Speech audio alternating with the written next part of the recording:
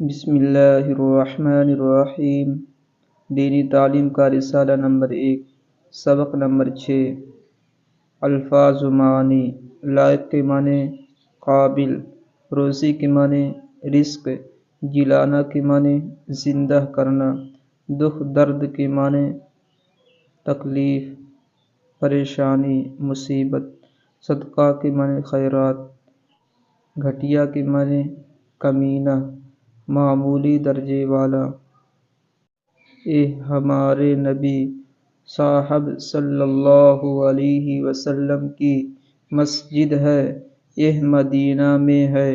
مدینہ ایک شہر ہے جہاں جا کر ہمارے نبی صاحب صلی اللہ علیہ وسلم رہے، جہاں سے اسلام پھیلایا، دین کا ڈنکا بجایا، دنیا کو بتایا کہ اللہ ایک ہے، وہی عبادت کے لائق ہے۔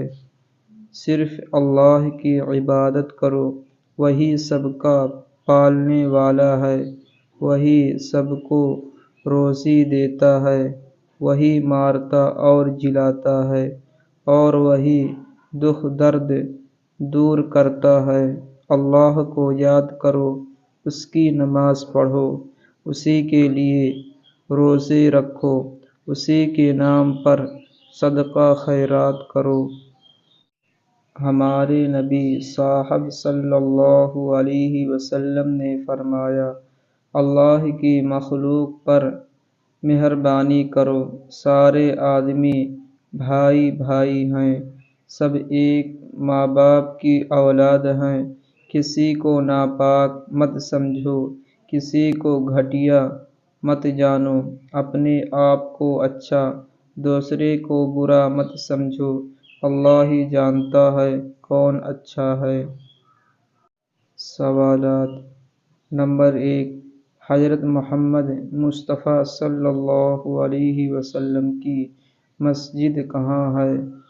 نمبر 2، ہمارے نبی صاحب صلی اللہ علیہ وسلم کس شہر میں پیدا ہوئے، پھر کس شہر میں جا کر بسے؟